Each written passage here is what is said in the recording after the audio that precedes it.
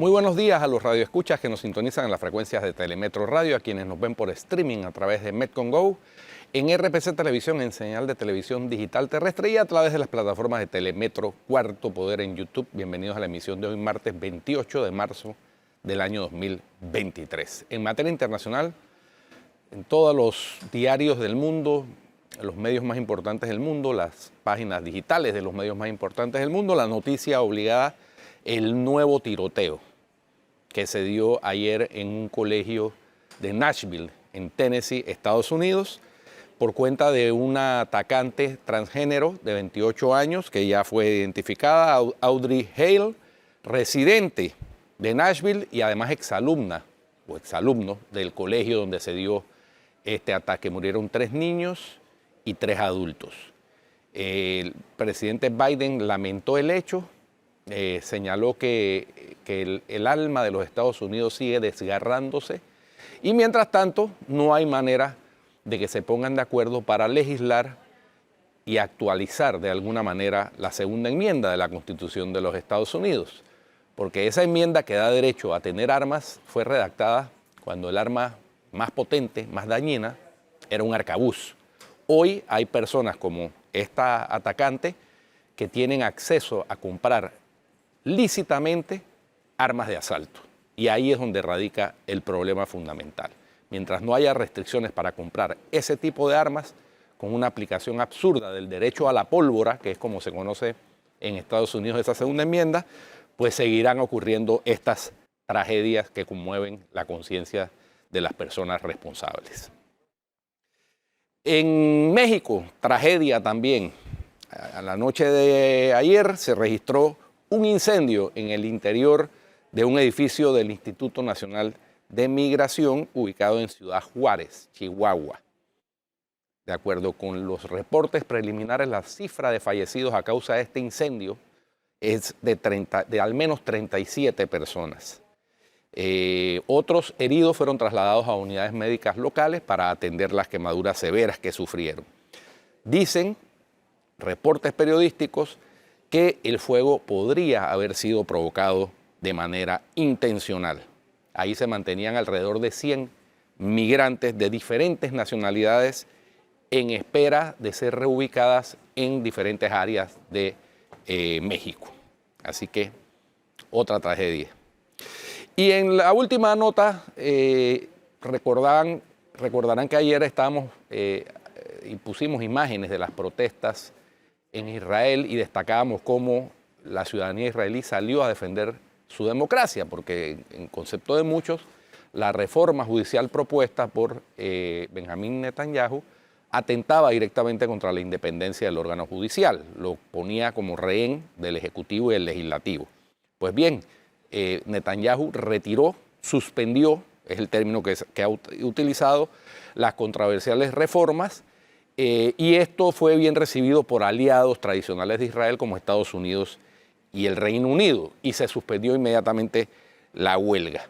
Curiosidades de Flor de esta situación y para que vean la importancia que es tener funcionarios diplomáticos de carrera.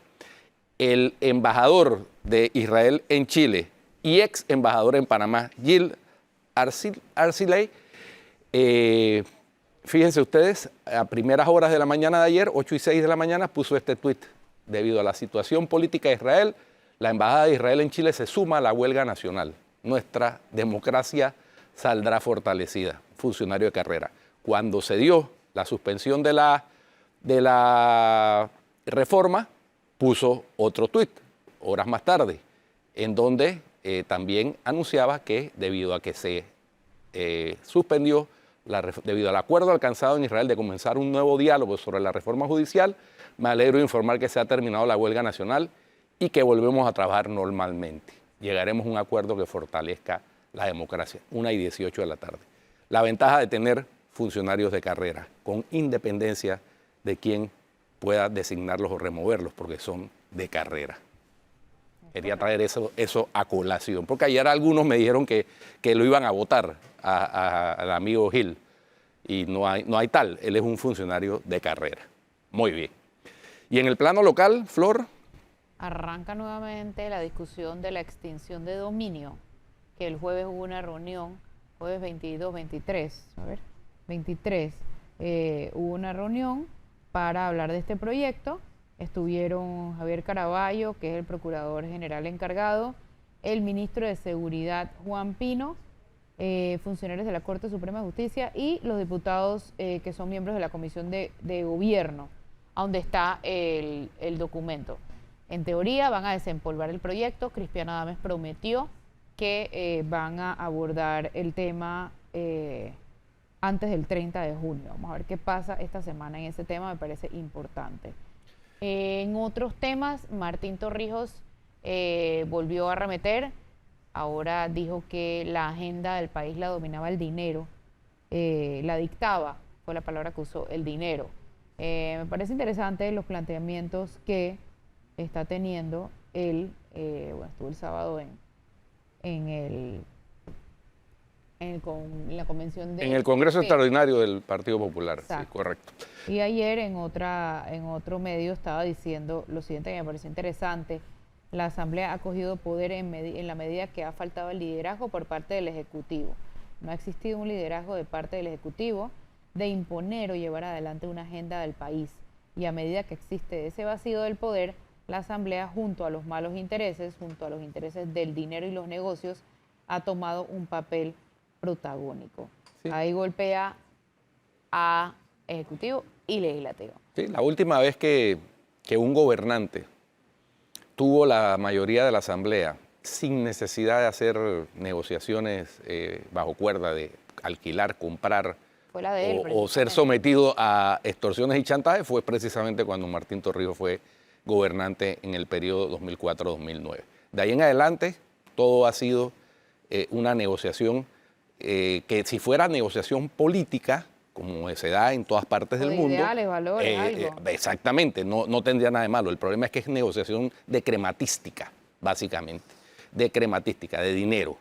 Y eso es delictual, ¿no? Hay que decirlo. Flor, por cierto, habíamos abogado aquí porque se publicara el contrato entre la minera First Quantum y el Estado panameño. Ya está. Finalmente arriba. Se publicó, está en la plataforma de Ágora, pero, porque siempre tiene que haber un pero, está de manera tal que, por ejemplo, si uno quisiera imprimirlo para leerlo detalladamente, las personas que le gustan leer en papel, no se puede, está restringido el PDF, no se puede imprimir. Tiene una marca de agua molesta que dice borrador, borrador, borrador, borrador, diagonalmente a lo largo de todo el documento, que también hace que la lectura sea pesada. Entonces yo no entiendo... No, pero se entiende, yo me metí y se entiende, ¿no? Sí, pero yo no entiendo por qué ese tipo de restricción, Flor. O sea, hay gente que le gusta leer en papel. A mí papel. Me gusta así, por ejemplo. Hay gente que no le gusta leer en la pantalla, que además le hace daño a la visión, etcétera. Entonces, ¿por qué restringir eso? ¿Qué problema tiene que se imprima? Yo la verdad no entiendo. Va a estar ahí para opiniones ciudadanas desde el 24 de marzo, que lo subieron, hasta el 22 de abril. Sí, para que la gente opine, se haga su catarsis, los que están en contra de la minería, los que tienen alguna observación válida. Ayer Rodrigo Noriega hizo un análisis muy bueno en la prensa. Estoy seguro que van a seguir saliendo análisis y van a seguir saliendo cuestionamientos, y eso está bien, pero ojalá se pudiera quitar esas restricciones que no tienen ningún sentido y lo que hacen es envenenar la discusión del borrador de contrato. Así que mensaje para los encargados, el ministro de Comercio, señor Alfaro, oiga, quite esa restricción, que la gente pueda imprimir el documento. ¿Qué pecado tiene que alguien pueda imprimir ya lo publicaron. Eso? ¿No? ¿Qué les importa cómo va a leer eso la gente, no? Pues, eso. Oye, el viernes se acaban las recetas, las ventas sin recetas de medicinas para migraña. Para todo el que sufre migraña, aquí un servicio social gratuito por parte de Cuarto Poder. Ya desde el viernes se empieza a vender con receta solo con receta los medicamentos para la migraña. Bueno, ya saben, acudan al médico, pidan la receta si usted sufre de migraña y no tendrá dolores de cabeza. Dolores de cabeza. Pero dolores de cabeza los físicos. Sí, correcto. Para los otros no. Para los otros se vende Eslomotil. Oye, hablando de Eslomotil, CD ya abrió las postulaciones para sus primarias. Hay que ver porque eso sí va a estar interesante el 9 de julio. Oye, vi la denuncia a propósito de CD por Asociación de Ideas, que pusieron en redes sociales unas obras del gobierno nacional en el circuito de donde es diputada Ana Giselle Rosas, y adivina qué dice el letrero. Dice, con el apoyo de la honorable diputada Yanibel Abrego. ¿Qué tiene que hacer una diputada de Capira promoviendo obras del gobierno nacional en un circuito fuera de ella? Ajá, eso lo agrava, pero en verdad no tendría que ponerlo en ningún circuito. No, de acuerdo, pero menos en un circuito fuera de ella, fuera de su área, de su circuito. Proyectos es su trabajo. Pero entonces nada que hacer. El fiscal electoral brilla. Cric, cric, cric, cric, cric, cric. Demasiados temas ya y nada. Bueno. Nada de nada. Oye, la prensa de hoy destaca la promesa incumplida de Nito Cortizo. Instituto Oncológico Nacional. De construir el nuevo oncológico. Van 16 años de espera por parte de los pacientes para el nuevo hospital. Y los hospitales están bastante descuidados. Yo tomé una foto en estos días del Hospital del Niño, que también está súper descuidado. Eso es... No, y ahora que están construyendo el nuevo, con seguridad la excusa va a ser, no, es que como se está construyendo el nuevo y se está invirtiendo más de 600 millones de dólares, entonces no se le da mantenimiento al que ya está, al que ya existe, que presta el servicio. El mantenimiento, decíamos ayer, el mantenimiento, yo no entiendo por qué esa palabra en algunas instituciones del Estado pareciera que no existe. Mira, yo le acabo de mandar al productor la foto del Hospital del Niño que tomé en estos días. Da dolor, porque si así está afuera, adentro no está mucho mejor que digamos. Y el que ha entrado lo sabe. Ahora... Y volviendo al oncológico, Flor, yo no sé si tú has pasado por allá. Yo he ido en los últimos 3 años, por lo menos unas 4 veces, a temas que tienen que ver con la labor cívica que realizamos en el Club Kiwanis de Panamá, que hacemos parte del patronato del Instituto Oncológico Nacional. Y realmente da tristeza ver cómo cada vez más gente se agolpa en el área ahí de recepción. Cada vez es más complicado conseguir estacionamiento, cada vez el acceso se hace más difícil, es decir, se requiere con urgencia una nueva instalación para reemplazar esta que ya cumplió su misión y su noble misión. Pero se requiere. Y entonces, si fue una promesa, del presidente Nito Cortizo cuando era candidato, ¿por qué no cumplirla? Y no le echemos la culpa a la pandemia, porque esa es la otra, ¿no? Siempre, o bien la excusa es, no, ya verás que con el Hospital de Niños dirán, lo que pasa es que como se está construyendo el nuevo, entonces dejamos abandonado el otro. No puede ser. Mira la foto, por favor. Veamos la foto. Mira eso. Sí. Todo hecho leña afuera. Y hay una norma que establece que los edificios deben pintarse cada 5 años, ¿no? Una norma municipal. No, y además hay personas... Y eso aplica para edificios públicos y para edificios privados. Mira. Sí, no. Todo eso es moho ahí arriba, todo eso es cosa sucia. Da tristeza, realmente. Mira eso. Da una imagen de deterioro en un área como esa, que es quizás de las áreas más bonitas de la ciudad de Panamá, la cinta costera y la avenida Balboa. Entonces, es terrible que un hospital público esté en esas condiciones externas. No sé si por dentro estará igual o peor. Espero que no. Mejor no creo que... Espero que no, pero bueno. Llamado a atención. Es impresentable. Llamado a atención a los responsables del mantenimiento, cuidado, incluso ornato del Hospital del Niño. Sí, así es. Guido, ¿vamos a cambio? Vamos a un cambio.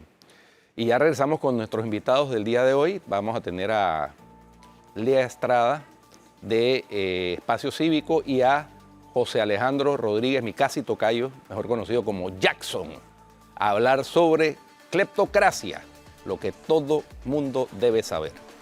Ya volvemos.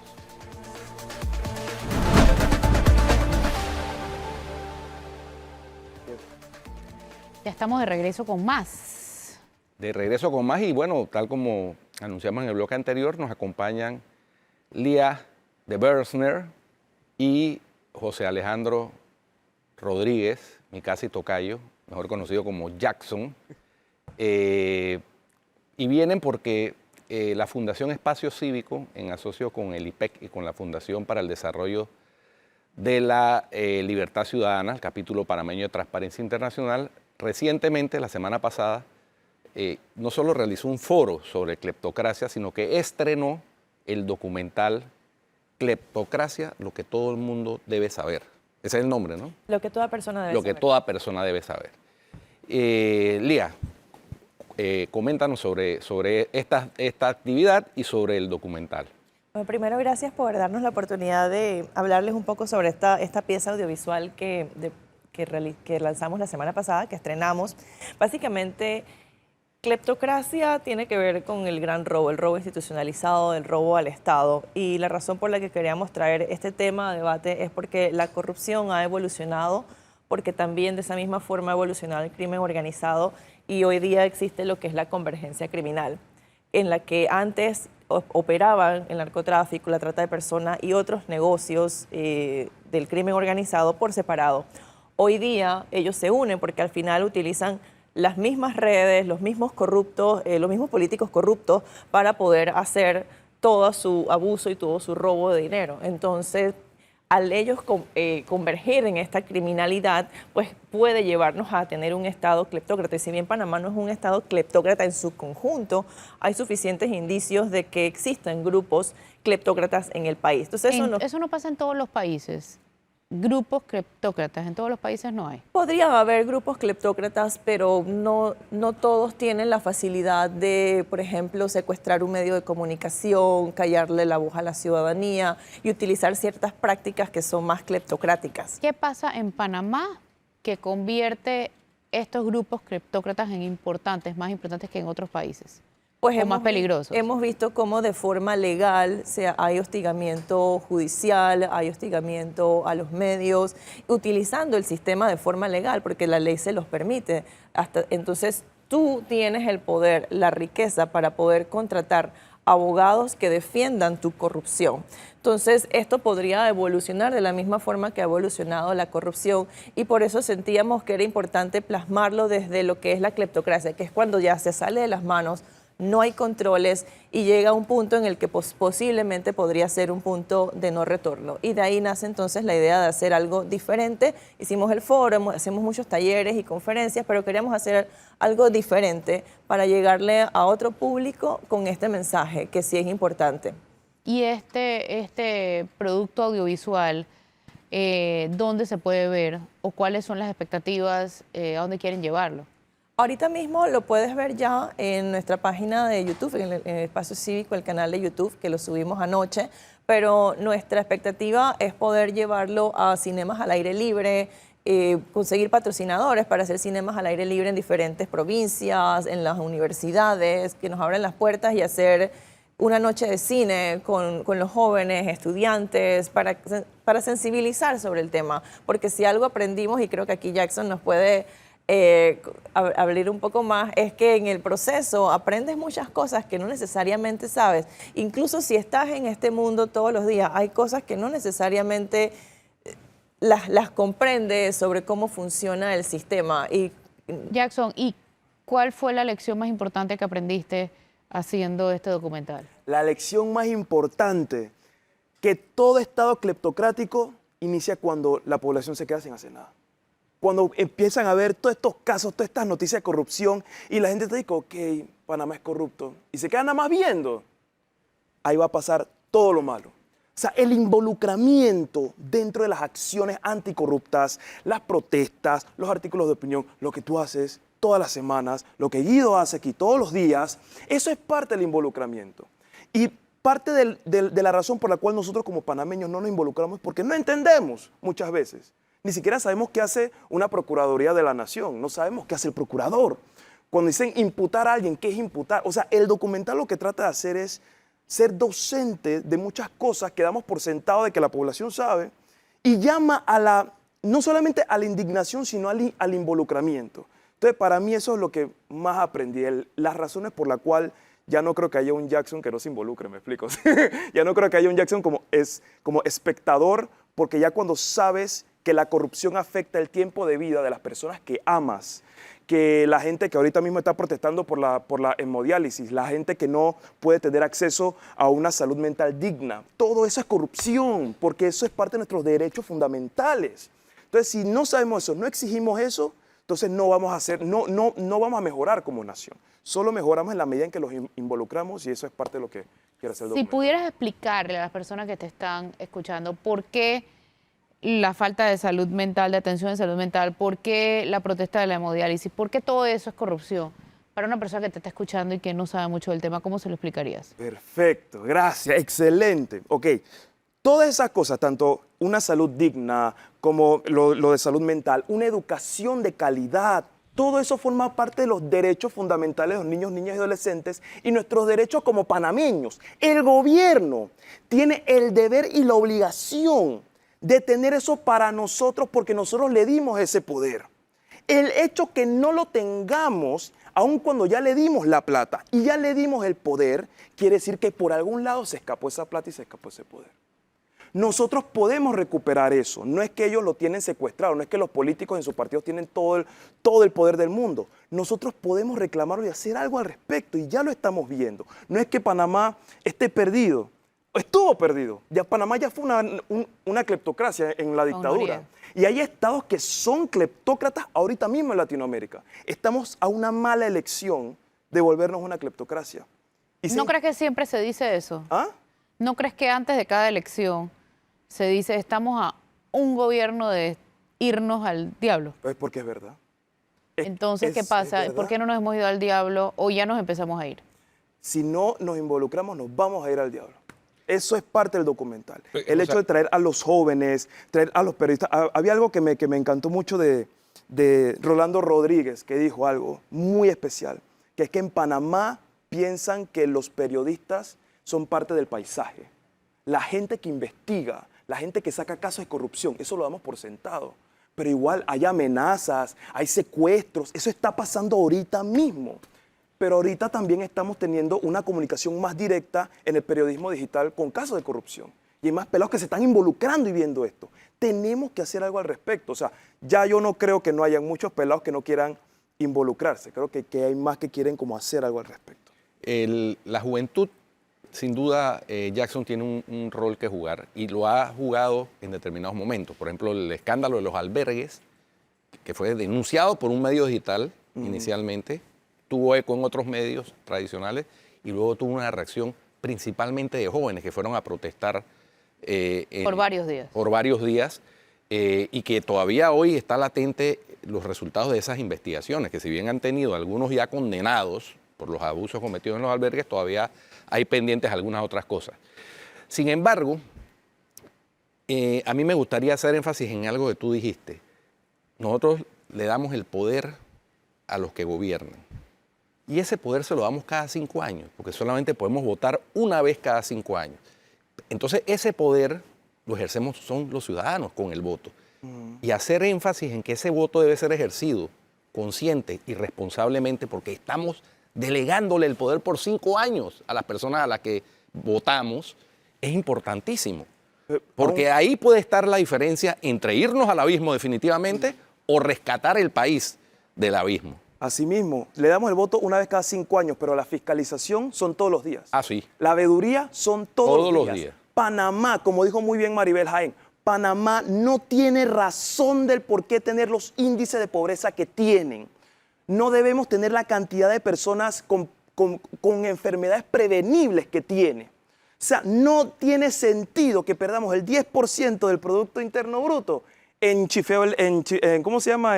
Evasión fiscal. Esa cosa, en Pero evasión muy bien, muy bien. fiscal. Evasión fiscal de chifeo. Esa es Eso es lo que es chifeo, están chifiando impuestos Así que es. debe ser para las calles, para las escuelas, para hacer de esta nación lo que nosotros deseamos que sea. No tiene razón de ser. Eso yo creo que es como muy claro en el documental. No deberíamos tener la cantidad de gente pobre que tenemos. ¿Y por qué la tenemos? Porque esa plata se fue. Esa plata no llegó. Esa plata llegó a los bolsillos de unos cuantos. Esa plata, la intención de esa plata se perdió. Pero nosotros podemos reclamarla. Nosotros podemos hacer algo al respecto. En verdad, No hay el lo cambio está en contrario. nosotros, no está en las elecciones, en cambiar de gobernantes, sino está en cambiar la manera de ser ciudadanos. Claro, todos los días, no es nada más, bueno, voto informado. Excelente, muy bien, voto informado, pero es todos los días, un ejercicio de todos los días, porque todos los días le quitan tiempo de vida a las personas que amamos. ¿Por qué el producto crees que de la corrupción. gente no reclama? ¿Por desinterés? porque no entiende, porque no quiere entender, porque son demasiadas cosas y abruma? ¿Por qué? Un problema complejo da soluciones complejas, pero dos cosas. Uno, a mi concepto. Uno, hay personas que de por sí no pueden, o sea, no tienen la capacidad de interesarse en temas de corrupción porque ya tienen bastante con su vida. Yo no le puedo exigir a una mamá soltera que tiene 3 hijos, un trabajo de un salario mínimo, que vive en Chorrera y que tiene que trabajar en Panamá, que también, aparte de todo eso, tenga que preocuparse por la corrupción. Esa es una.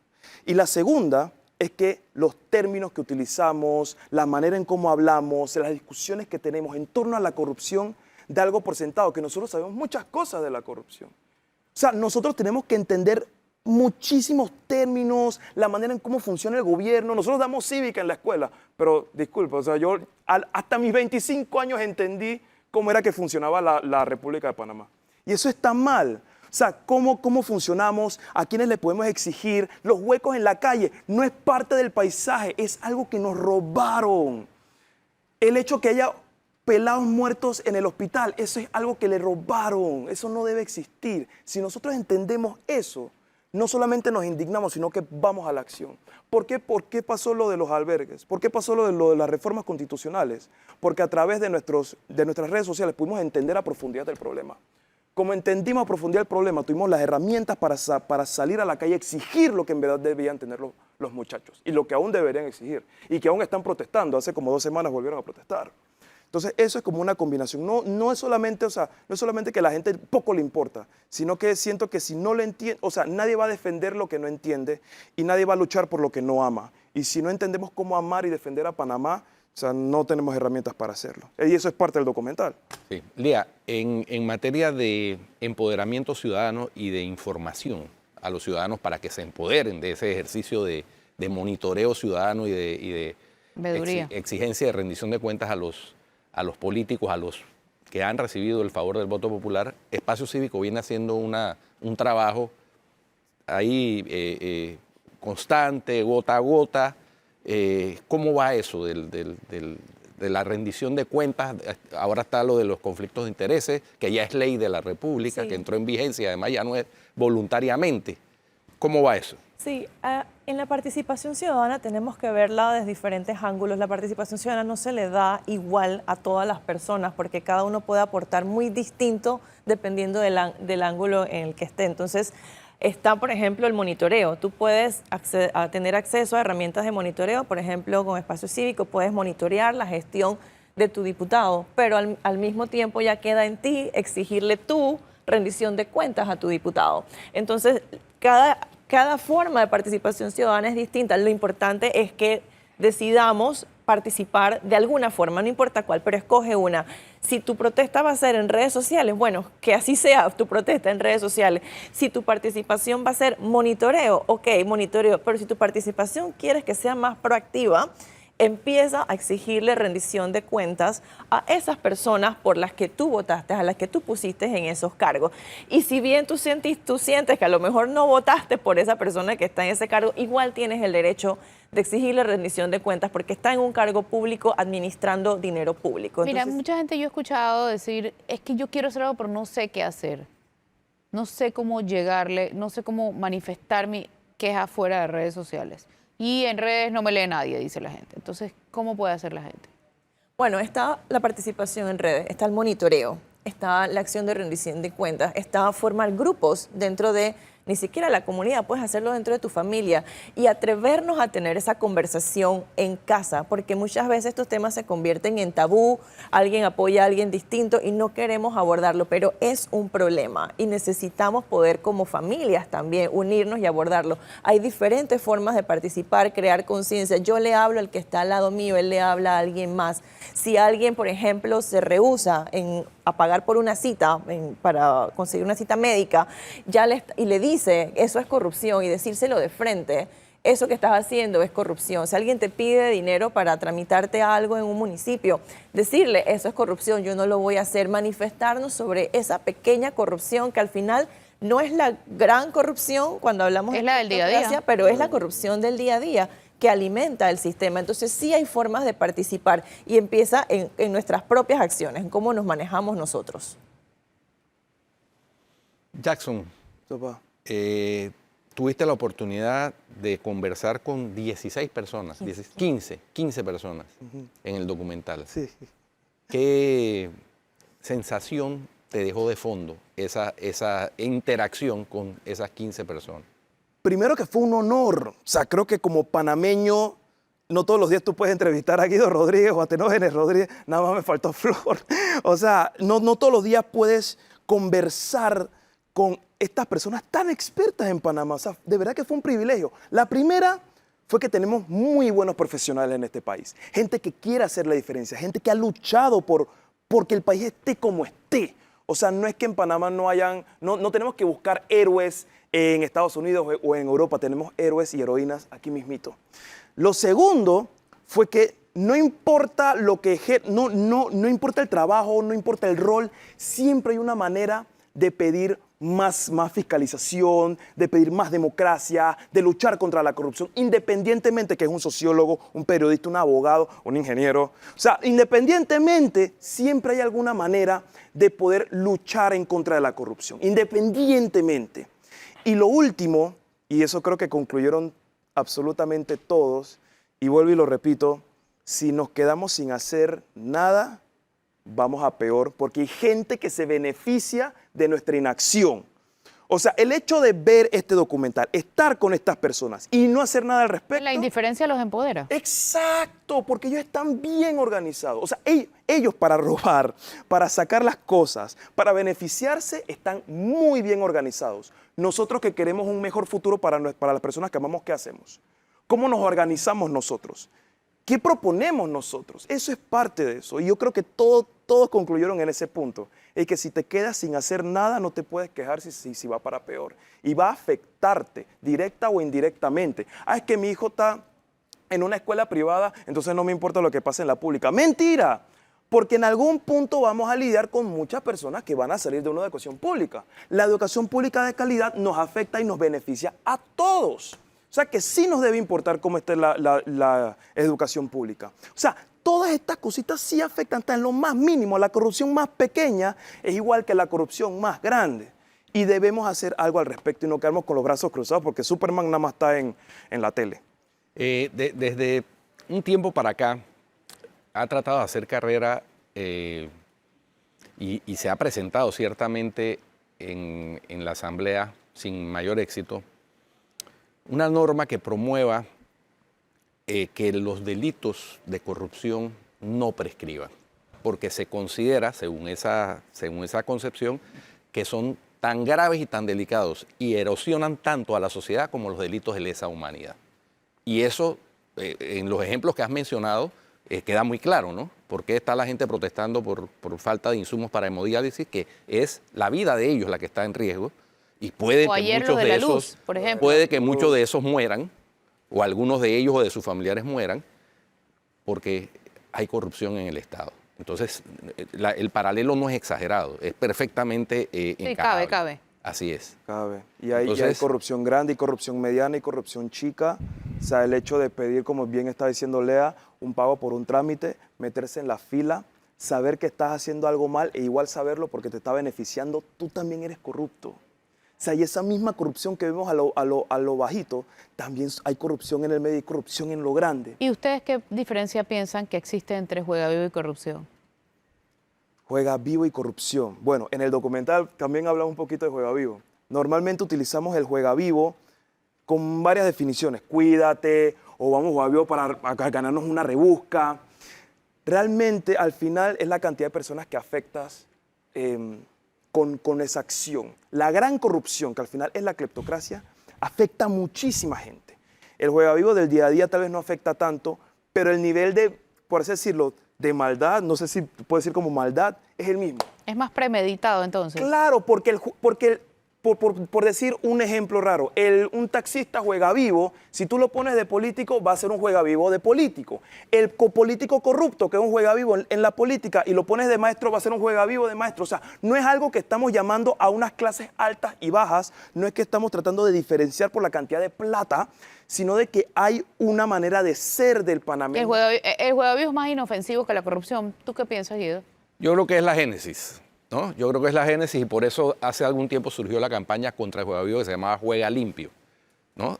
Así que yo creo que sí, son diferentes, pero es la génesis. El juega vivo es como el hermanito menor de la corrupción. Sí, porque es tratar de aprovechar una circunstancia sacando ventaja. Correcto. Eso es Yo básicamente. siento que O el juega vivo es la corrupción panameñizada. Yo siento que Juega Vivo a veces se utiliza como el ejemplo que acabas de dar. Hey, protégete, o sea, juega vivo cuando estés en ese lugar, que no te vaya a pasar nada. Mosca. ¿Qué Ajá. llaman? Mosca. Pero el juega vivo de la corrupción es el famoso "qué hay para mí". El que hay para mí. Hay gente que no mueve un dedo si no hay algo para ella. O sea, ese sentido altruista y el querer hacer algo porque realmente beneficia al país, Claro. muy poca gente lo tiene. Bueno. Y eso es algo que tenemos que explotar. Y algo que quisiera exhortar es a las familias a hacer noches de popcorn en casa. Inviten a sus familias, siéntense a ver documental, traigan sus nachos, sus hot dogs y convérsenlo y hagamos momentos de reflexión en casa, en familia. Vamos a un pequeño Ya cambio volvemos. y regresamos con la conclusión del programa.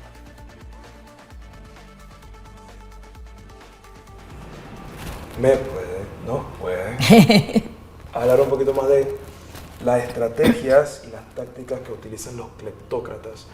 Mira, los cleptócratas necesitan poner a funcionar distintos tipos de escenarios. Uno, necesitan tener acceso al poder. Tienen que llegar al poder, primero. Dos, tienen que resquebrajar las instituciones. Ahí vienen instituciones encargadas de la fiscalización y vigilancia de la cosa pública. Tienen que ir creando todo un mecanismo de insensibilización de la sociedad. Poco me importa que la sociedad se vaya convirtiendo en una sociedad tolerante, muy tolerante, que ya no lo asusta cuando dicen fulano se llevó tanto, fulano se llevó lo otro. Entonces empiezan a poner en marcha cada una de las estrategias puntuales para lo que están buscando.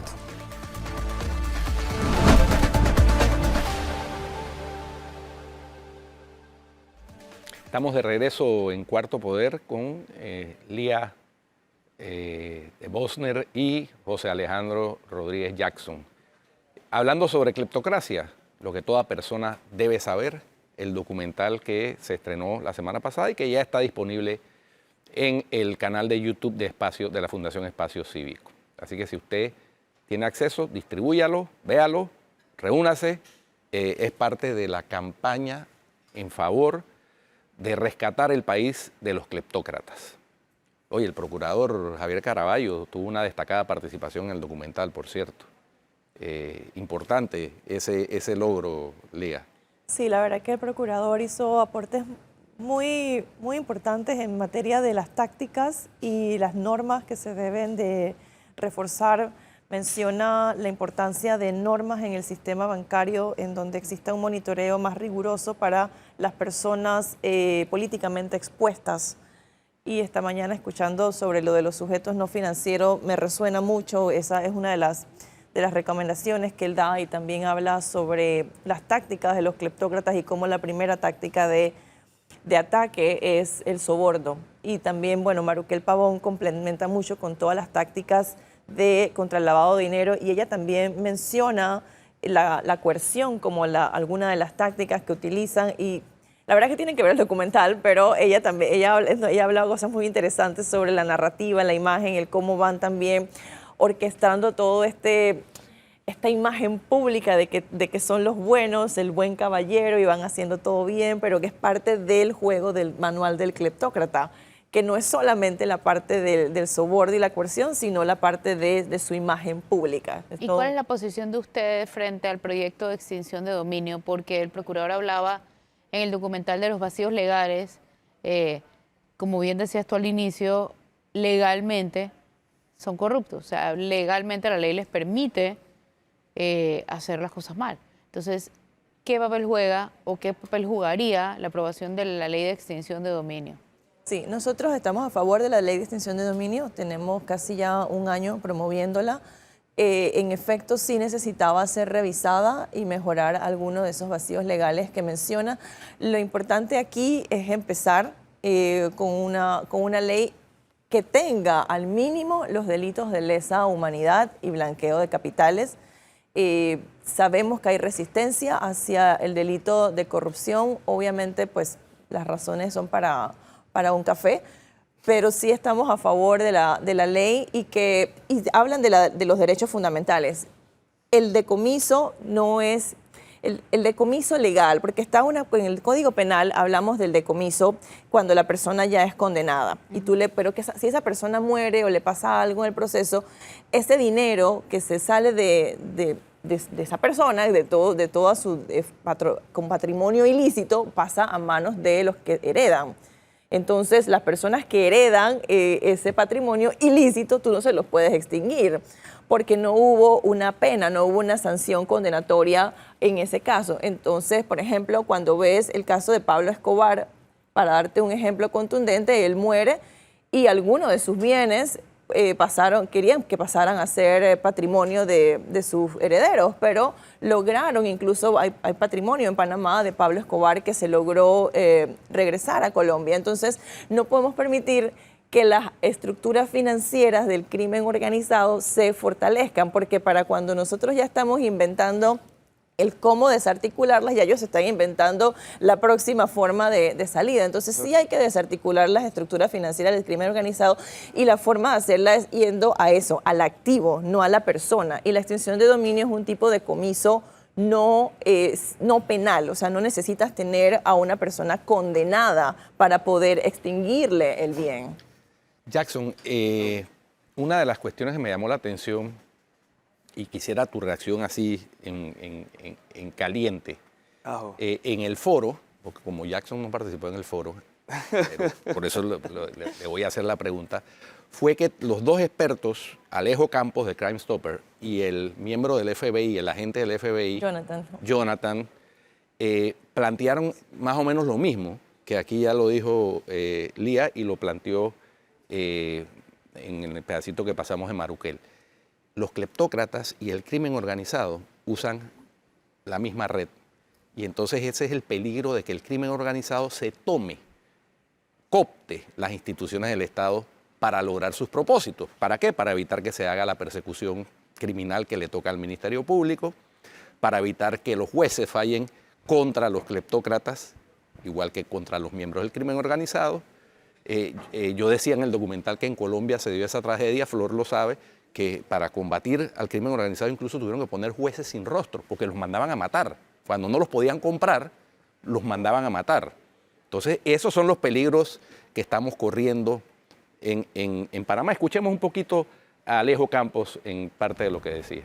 Los narcotraficantes trabajaban por un lado, los contrabandistas por otro, los blanqueadores de dinero por otro, los traficantes de armas por otro lado, los traficantes de personas por otro lado. Cada uno tenía su negocio criminal bien separado, ¿sí? Pero ¿qué pasa? Hace una última década o década y media para atrás que se dieron cuenta que ellos pueden ser mucho más fuertes si trabajan juntos. Porque al final comparten las mismas rutas, comparten los mismos mercados, comparten el mismo sistema financiero de bancos para después lavar el dinero y lo más importante, que comparten a los mismos actores corruptos para poder cometer esos delitos en los países.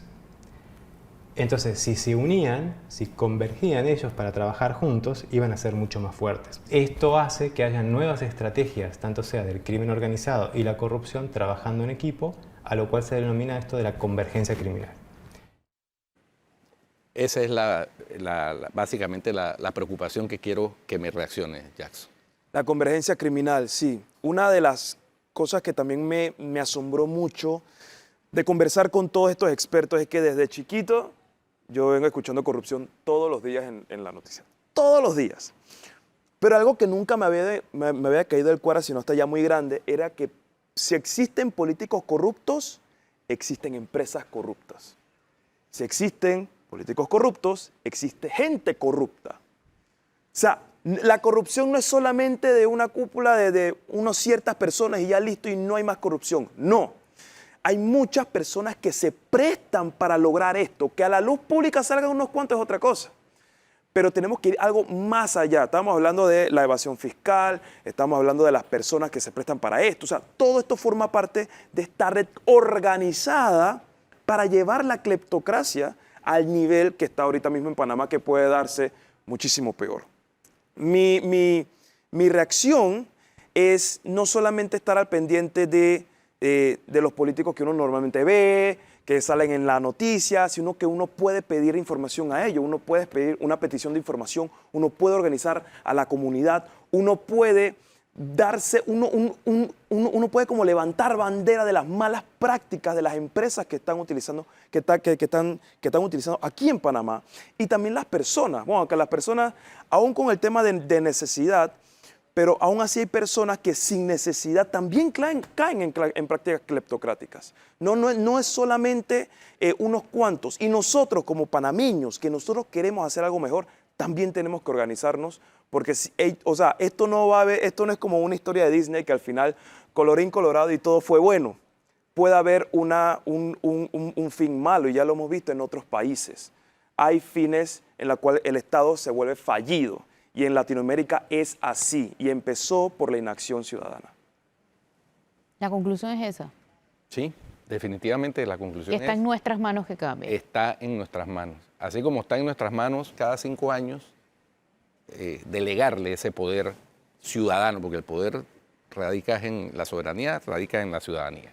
El poder radica en la ciudadanía. Se lo delegamos a los políticos cada 5 años, pero tenemos que monitorear esa delegación. Igual que se hace en una empresa privada. El gerente lo monitorea la junta directiva en una empresa privada. Y si no cumple las metas, la pasa difícil. Esa es la lección y el principal mensaje que debemos hacer. Porque estamos en peligro de caer en un estado cleptocrático. Muy bien. Muchas gracias por acompañarnos. Gracias, Jackson. Gracias, Lía. Si usted continúa en Telemetro Radio y en RPC, siga con El Brunch. Nos vemos mañana. Pero no leyes que sean en contra de la convergencia criminal trabajando en conjunto. Todo persigue lo mismo y todo va destinado a cómo yo me voy a enriquecer a costa del Estado. No es de un día para otro. Se trabajó, la trabajaron los políticos, los que llegaron, y cada vez somos más tolerantes. Es una especie de continuo, ¿no? Tú puedes tener una evolución. Claro que puede haber momentos dramáticos en que la cosa cambió, pero típicamente eso va por una acumulación de prácticas